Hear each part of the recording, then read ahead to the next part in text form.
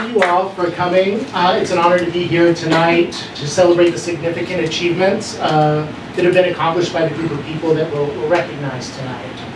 In the profession of economic development, two key elements often define the success of communities and economic development professionals: leadership and innovation. They're essential to move things forward. They're intrinsic to the character of the economic development professionals that define, redefine, and elevate our society. What we all need is leadership and innovation and luck.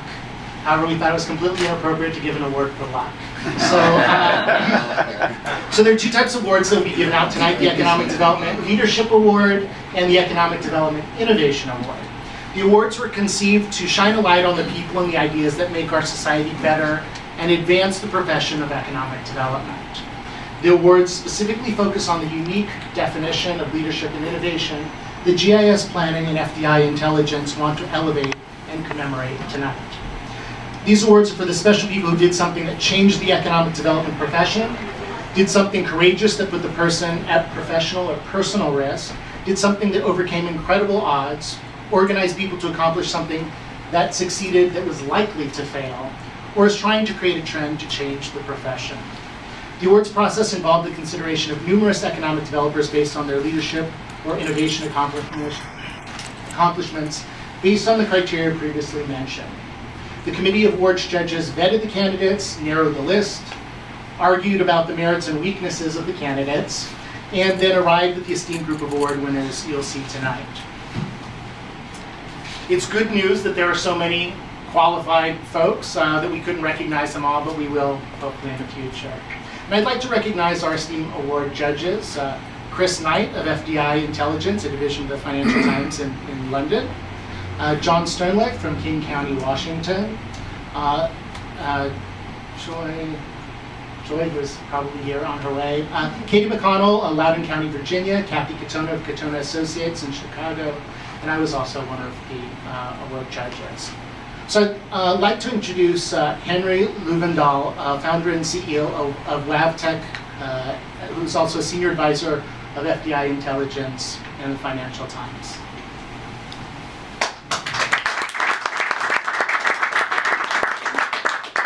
Well, thank you very much, and good evening, everyone. I was asked to give this a very short 5-minute presentation, just really to put the award in context in terms of the importance of innovation.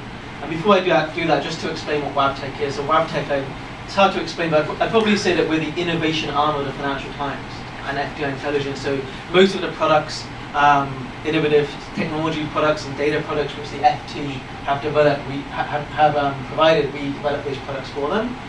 We're also the leading provider of business development and lead generation solutions in the Asian market for US and other economic development organizations. So that's my quick sales pitch. So I mean, we all know about the importance of innovation, how important innovation is for the economy. I love statistics, so I just wanted to find a few stats I just checked now. So this is quite interesting.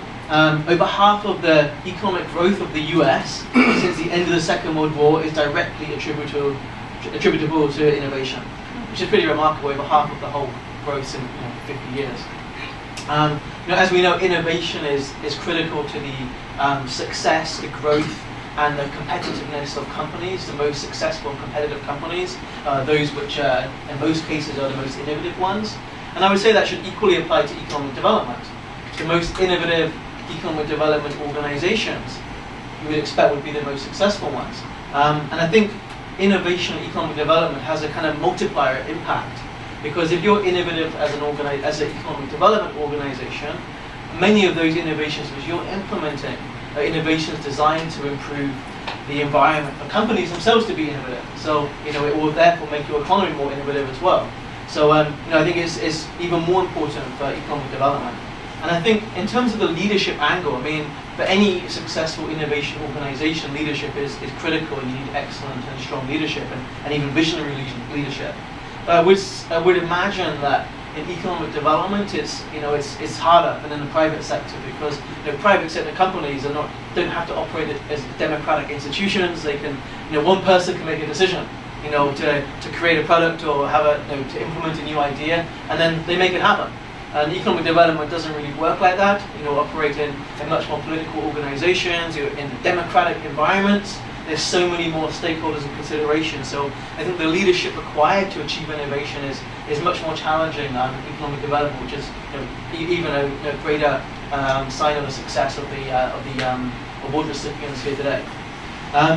In terms of the types of innovation of the award recipients and leadership shown, just to give some examples, they include developing biotechnology parks, one-stop shops for smaller companies or disadvantaged groups, new forms of capital, funding, and loans, again, to especially disadvantaged groups, education and learning tools for businesses and entrepreneurship, information on incentives, new PR strategies and techniques, and then maybe a more open approach or innovative approach to immigration and the benefits that can bring to the economy.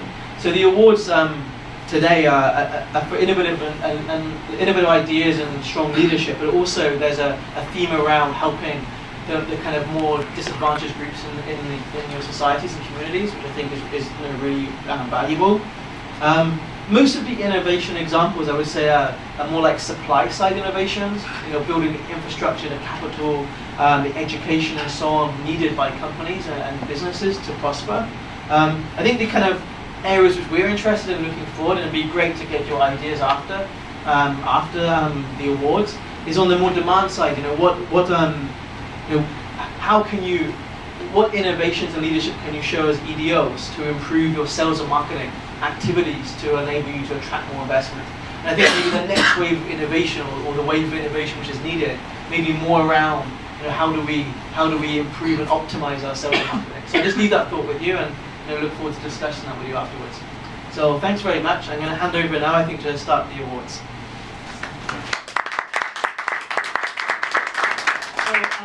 Our first award this evening is the Innovation Team Award, and frequently what you'll find is that innovation and leadership is about doing things as a team. Economic development has been a profession that suffers from what my friend Rebecca Ryan refers to as an affliction of PMS, pale, male, and stale. However, the recipients of our Economic Development Innovation Team Award have taken action to make sure that there is greater focus and inclusivity of young professionals. Tedra Cheatham and Daniel Casey started the first programs to develop specific programming for young professionals, and these continue through to today.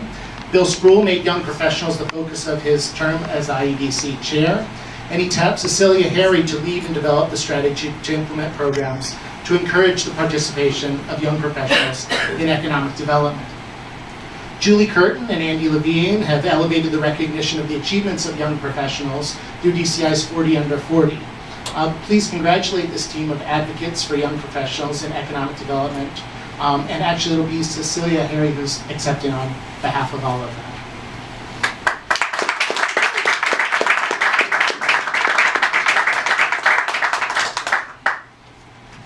Thank you. Good evening.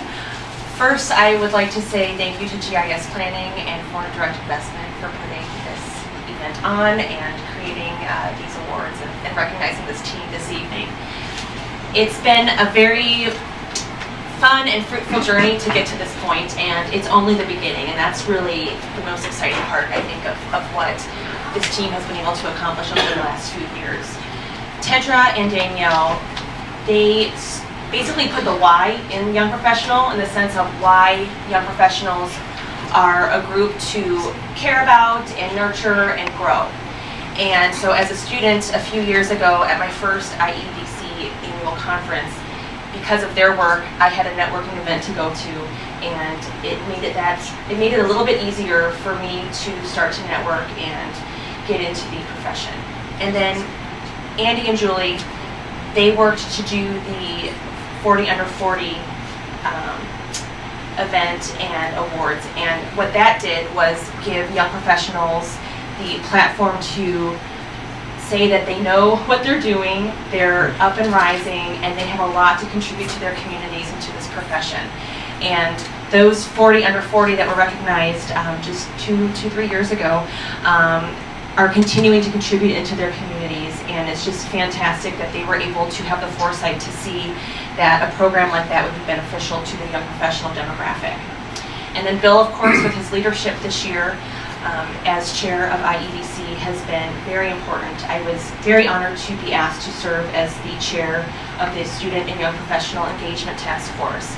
And Bill also saw the importance of nurturing these two demographics and allowing them to have a voice and making sure that they had the professional development opportunities to become the next leaders of our profession. And so with that whole team, I was blessed to inherit all of that and then also have a fantastic task force of about a dozen professionals that all identify as young professionals to roll up their sleeves and work very hard this year to put some new programming and opportunities into place. And so again, this is just the beginning, and especially with the team of folks that came together to form the task force, I just want to let you all know to be ready, because there is an excellent crop of leadership coming forward out of these young professionals, and it's through the opportunities that this team has provided to this demographic. They're ready, and they'll be coming up and taking on more leadership positions, and we should all be very excited because they've got wonderful ideas, and they will absolutely take our profession into the years to come. So thank you very much.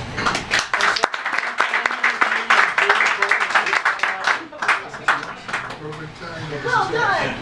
In 2001, during the early days of the merger of AEDC and QED, the leadership of the new IEDC Board of Directors was faced with the decision about what to do regarding a future conference scheduled in 2002 at the Adams Mark Hotel.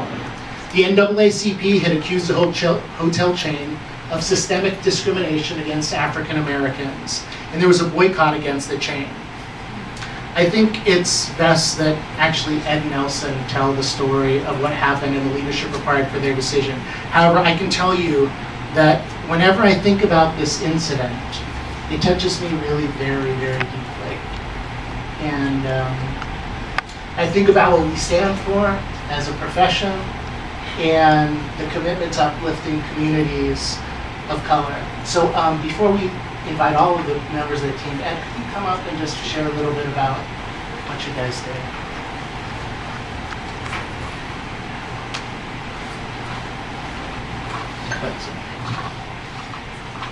Good evening. Good evening. I think the first thing I probably need to do is maybe set the stage. I was brought up in a segregated society in Georgia. So what I'm about to tell you was rather emotional for me when it happened. But I think it was important because it was at a time when two organizations with two different cultures coming together. I think it was important because what it showed me that this organization, IEDC, was going to work. And that's the important thing. Jeff Finkel asked me to meet with my fellow African Americans to discuss the situation and come up with some reasonable decision on what the organization could do or should do. So we convened a meeting in my room. It was Ronnie Bryant, he's here, Bill Best, he is not present. It was Bob King, myself, and I think it was one more guy. That was it? And of course, Jeff asked me because I was the first African American chair of our organization. So I guess he thought I would come up with a reasonable idea because the penalty was serious. If we did not go to the Adams Mark, we canceled the event. So I told the guys that there was no way, coming from Georgia, being a part of the civil rights period during that time, that I could cross that line. But I'm not going to tell them what they should do. You have to make up your own minds.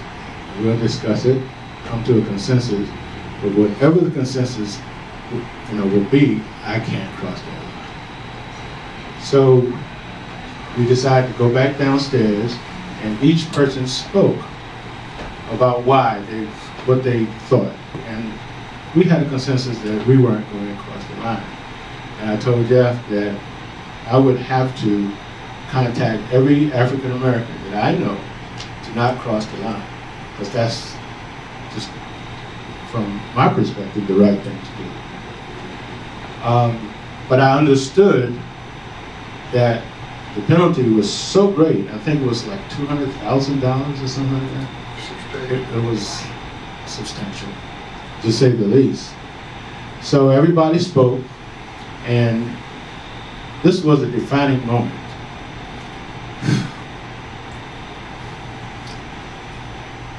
I get emotional about it because Kurt Chilcott stood up, and Kurt was the co-chair along with Jim Griffin. This was the first joint board meeting of our organization. Kurt Chilcott stood up and said, "Ed Nelson is my friend. And if Ed Nelson don't cross that line, I'm not crossing." And you'll see who Kurt Chilcott is in a second. He's a white guy from California. And then, to my surprise, now there's two organizations, first board meeting 13 years ago, to my surprise, another guy from California stood up, and his name was David Spur. And David said, "I'm not crossing either." Wow. So just think how I felt. At that point, I knew this organization was going to work. Then Jeff said, "Well, can you work with the NAACP and see if we can get this thing settled?" So I said, "Sure," with the attorneys. So the attorneys asked me to call the Adams Mark, which I did. The owner would not talk to me. The son did. And the son said, "Mr. Nelson, please would you all be considered?" I said, "I can't. Let me talk to your father." See, my father wouldn't talk to me. And I said, "Well, I'm sorry. It's nothing I could do." So I went back to the NAACP attorneys, and I said, "Whatever you do, get us out of this contract." And that's what it is. So IEDC, Jeff Finkel, it was Jeff Finkel's, I don't know if Jeff Finkel realized, what the decision would be, but he had confidence in us.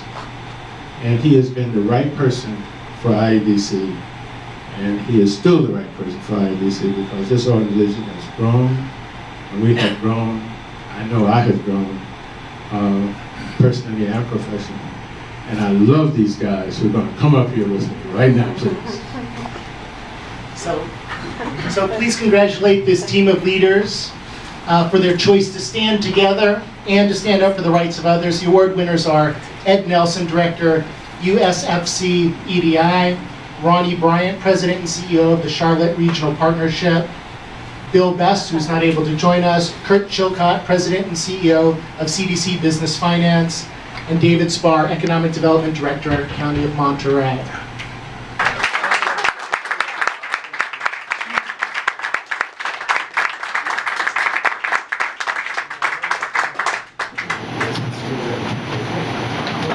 So now we're going to move on to the individual awards, and our first award goes to Ioana Morfeses. She's the president and chief strategist of the Phoenix-based international consulting firm IO Inc. Ioana was nominated for this award for a number of reasons. Actually, she's done so much, you can't really fit it on. What are you going to do? How can you possibly do all that work? Some of those things include the creation of the nation's first biotech park, Maryland's Shady Grove Life Sciences Center, the establishment of 3 high-performing EDOs still in operation today, and the founding of the first one-stop shop for minority and small business development. Dr. Morfeses was an early leader in the integration of higher education and talent development into the practice of economic development. And finally, we wish to honor the important ways in which she led the way for women in the field of economic development, notably as the first female IEDC, back then QED, chairperson.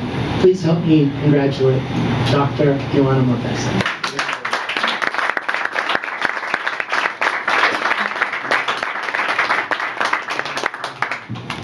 Thank you very much. I'm so honored to be here and humbled First, I want to thank GIS Planning and FDI Intelligence and all of my colleagues, because I've been so blessed in my career, but my career didn't happen just because of me. It was because of so many people: Roy Williams, many mentors, elected officials, private sector. I learned something new every day, and in my mind, economic development is the most noble of professions. I'm sure many people would take issue with this.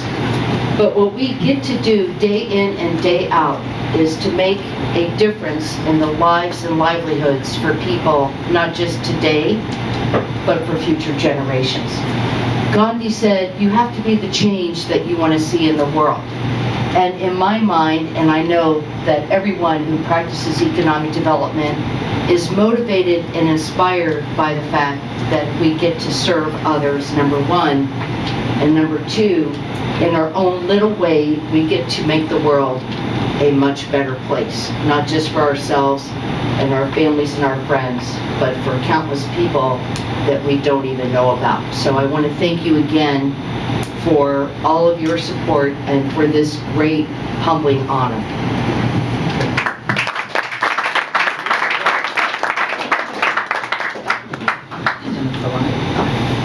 Our next Economic Development Innovation Award goes to Frank Altman. Frank is President and CEO of Community Reinvestment Fund USA. Frank has been a true pioneer in recognizing the potential in community development and the need to bring new approaches to attracting capital to communities with a market-based approach. His organization realized their vision of developing a secondary market for community and economic development loans.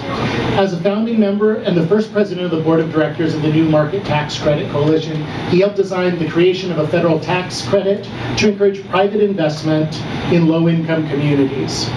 Under Altman's leadership, CRF has grown from a small Minneapolis firm to a substantial national organization serving community-based lenders across the country. Please help me congratulate our Innovation Award winner, Frank Altman.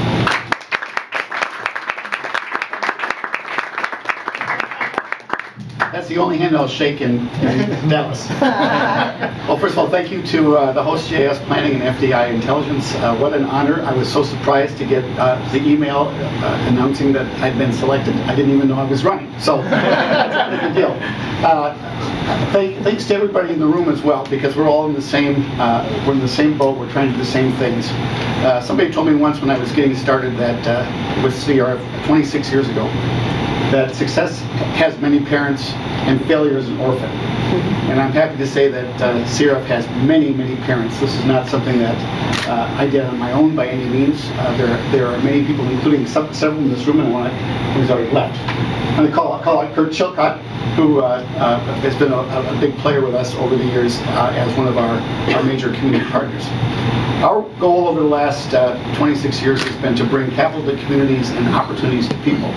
And we've done that by focusing with a laser focus on bringing the capital markets to Main Street and bringing capital into some of the lowest income communities around the country. While the SBA is lending about 2% of its loans to African American businesses, CRF right now is at about 40%, and we're working hard to bring that up even higher. So with a focus on a mission and a goal, I think we all in this room can continue to move the needle in communities all over the country and create opportunities that wouldn't be there without us. So thank you very much for this honor and this award. Yeah.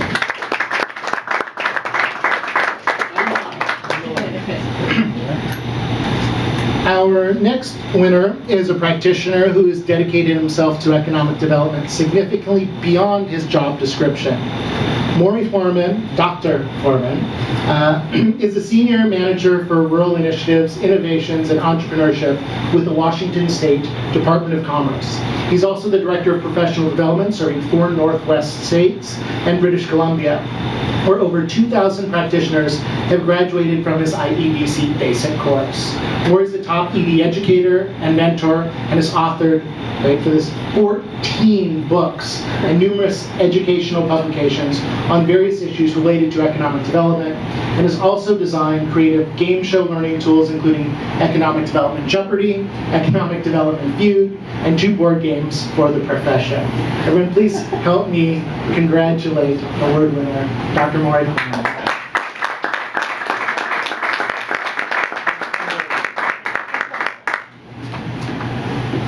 Well, thank you to GIS Planning and FDI Intelligence. I really appreciate this award. I must admit, not only am I honored by this, but I'm also a bit surprised by it. Just out of curiosity, by a show of hands, how many people have either heard of me or have no idea in the world who I am? Everybody in the room, humbled and flattered. I've been in this profession for about 23 years now, and I must admit that in that time I have never seen a profession that has as much talent and skill and diversity as this one does. I mean, professions have a lot of these things, but this economic development is, as somebody said, a noble profession, and I certainly agree with that. You know, they say that there are three types of people that live in a community. Those that make things happen, those that watch things happen, and those that wonder, what the hell is happening? Economic developers are people that make things happen. They make things happen because they believe in new ideas and strategic thinking. They have stimulating conversations, and they understand that this is a profession that their job is not just about filling up the pail, but is also about the lighting of the fire. And economic developers light those fires in the community so that sustainable growth and economic development can take place. So once again, I'm honored not just only to be in this profession, but also to call many of you my colleagues. Thank you once again to GIS and FDI for allowing me to be here this evening.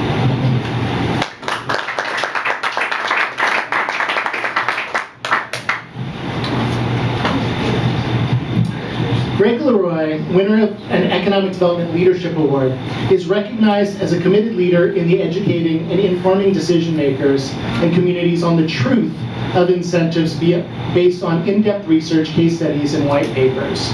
Greg founded and directs Good Jobs First, a national resource center promoting corporate and government accountability in the $70 billion spent annually by states and cities for economic development. He's the author of The Great American Job Scam, Corporate Tax Dodging and the Myth of Job Creation, and No More Candy Store, States and Cities Making Job Subsidies Accountable. Greg's award will be accepted this evening by his colleague, Kasia Torczynska. She's right over here, please.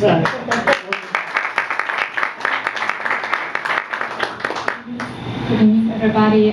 So on behalf of Greg Leroy and staff of Good Jobs First, I'm really honored to accept this award. And I just want to share a few things about Greg very quickly. So as you may or may not know, Greg has been working on reforming economic development incentives since the late 1970s. And Greg always says that it was an accidental job for him. He backed into the incentives when he discovered that they were often abused in plant closings. And for some of those early years, it was a very lonely work for him, and in too many cases, public officials mistook Greg as a critic of them personally rather than a critic of a system, and a system that includes a war among states, and the prisoner's dilemma, and the subsidized role. But Greg always said that he found most economic development officials felt trapped in a game whose rules they would never have written. And he has been very busy since then in trying to reform those rules. So we accept these honors tonight are your way of saying that yes, we do need more transparency and more accountability and more cooperation. So thank you so much for the award and for Greg's work. Thank you.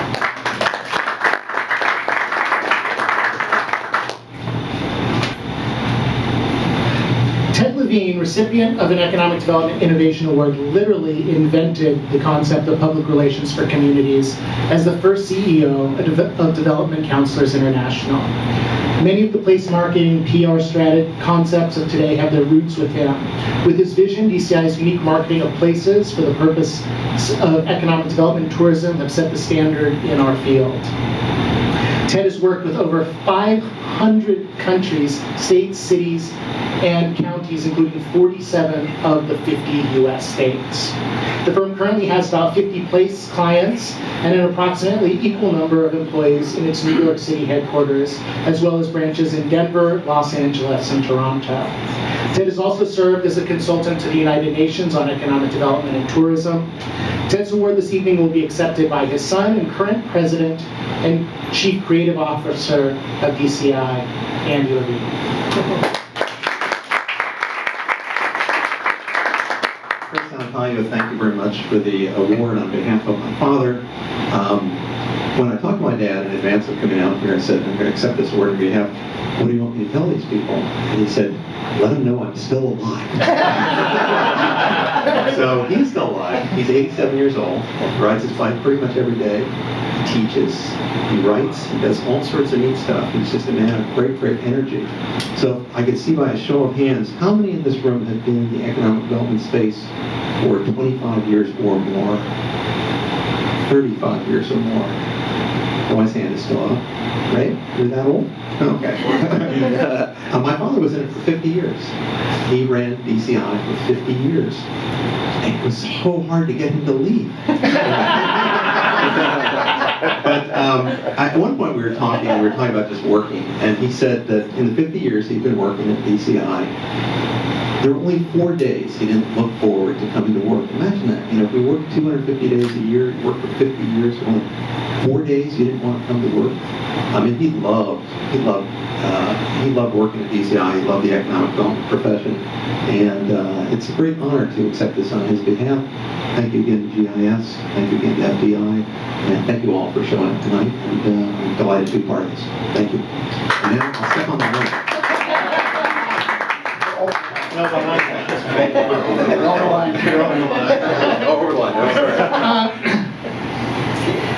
Ann Royce, recipient of an Economic Development Leadership Award, is recognized for her work as an important thought leader in community-focused economic development and attention to disadvantaged populations. As the CEO of Royce & Associates, she specializes in strategic planning, project development, and organizational coaching for small businesses and nonprofit organizations, as well as leadership training, and facilitated coalitions to reduce poverty and stimulate economic opportunities for disenfranchised communities.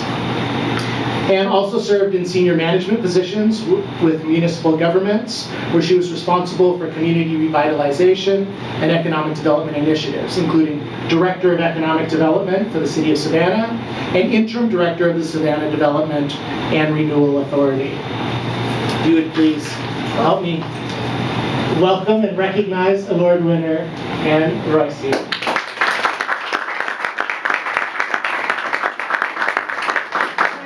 Thank you very much. I'm honored and surprised. As a matter of fact, a few weeks ago someone said to me, you need to be there on Sunday night.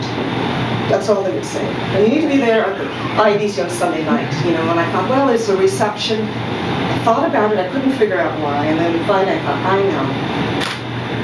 Jumbo shrimp. I bet you they've got jumbo shrimp. I don't eat meat and I can never eat it. But certainly no. I thank GIS and FDI and of course all members of the selection committee for the award. And also it gave me a lot of, what shall I say, sort of hope and inspiration that there are different types of people engaged in economic development, and there are different types of leadership. I think that's really important as leaders, if we think of ourselves as leaders, to really acknowledge and honor the different ways that people lead. Some people do it in a more silent way, but also to be very inclusive and to listen. I think good leaders are listeners, and I thank you, the committee, for listening. I feel that overall, over really several years I've worked with disenfranchised communities, and it is very hard work. And I think the hardest task I was ever given, and I really had to think about whether or not I belonged in the profession, was a new government came into being in Savannah, a new mayor and council, and they said, all right, this is a deal. We want to see the poverty rate drop by 10% by the next census. And I thought, yeah, right.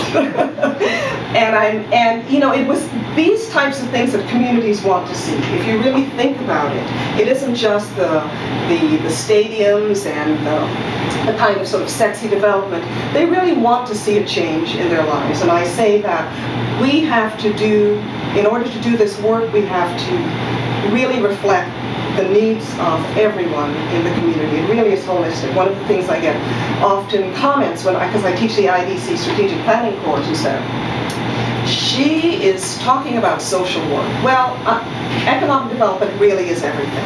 And so you can't talk about making a community whole if only a portion of the community is able to work for whatever reason. So I'll just sort of, on the way here I was thinking about, I had nothing prepared, but I thought about my mother, and I grew up in a small family of 4, and my mother cooked for about 8 every day, even though there were only 4 of us, because someone would stop by, and she wanted to make sure there was enough. And so when I approach economic development, when I teach at the university, I teach economic development and planning, I really try to instill in everyone that make sure there's a place at the table for everyone. Really, make sure that everyone, they may not eat, but at least there's a place set for everyone. So again, thank you very much.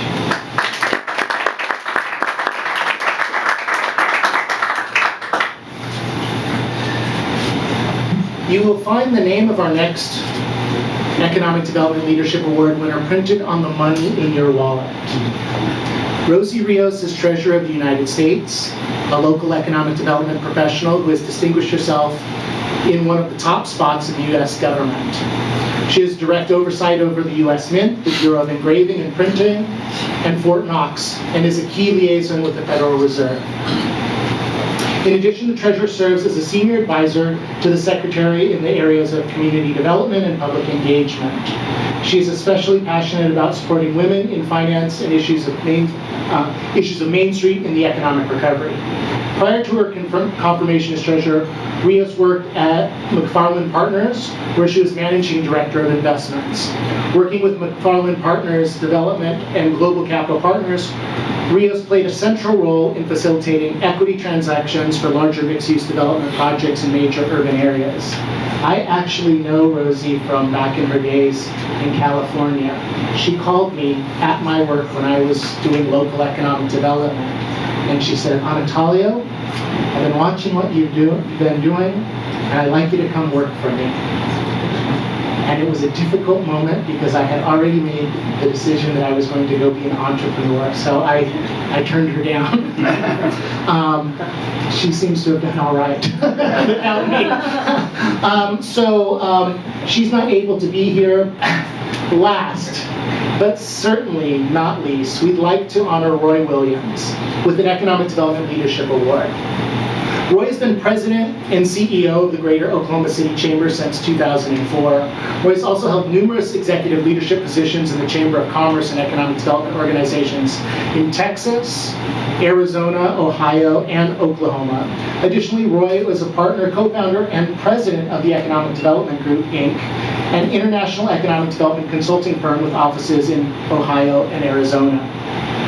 In addition to his many accomplishments in those positions, we wanted to recognize him for his courageous and progressive position advocating for some of society's most vulnerable members.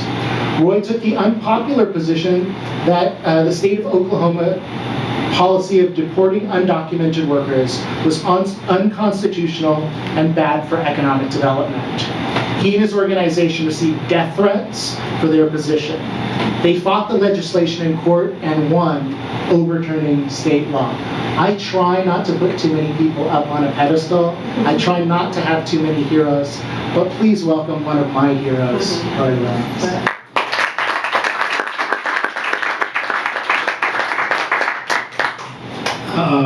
Anatalio, thank you. It's great to call you a friend. Thanks to GIS Planning and FDI for doing this and recognizing me.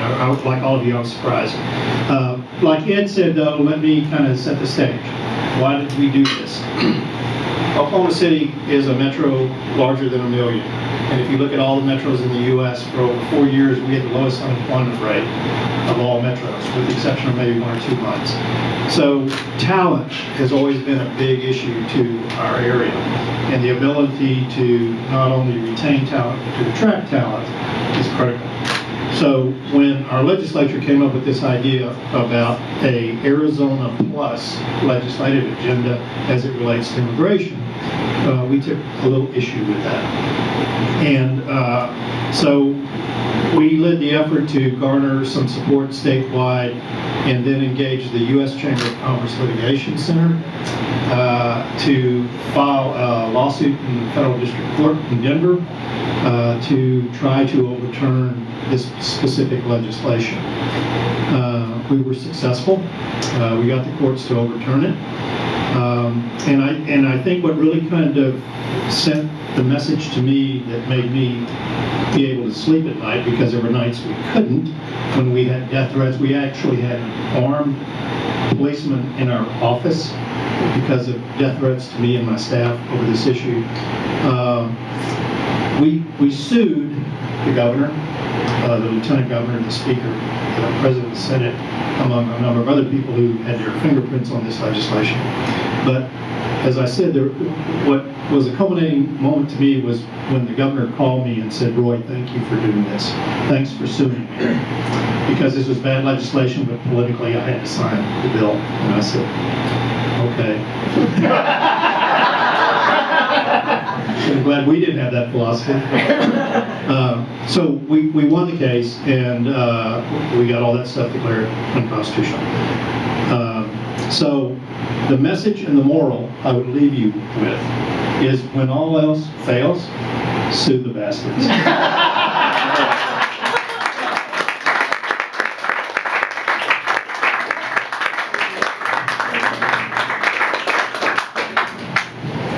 So I just want to really appreciate the power of leadership and innovation and how it has transformed all of our lives individually, but also the communities that we serve, because at the end of the day, they're really what this is all about. And the fact that you put them first at great risk, or at the risk, if you're an innovator, of failing, thank you.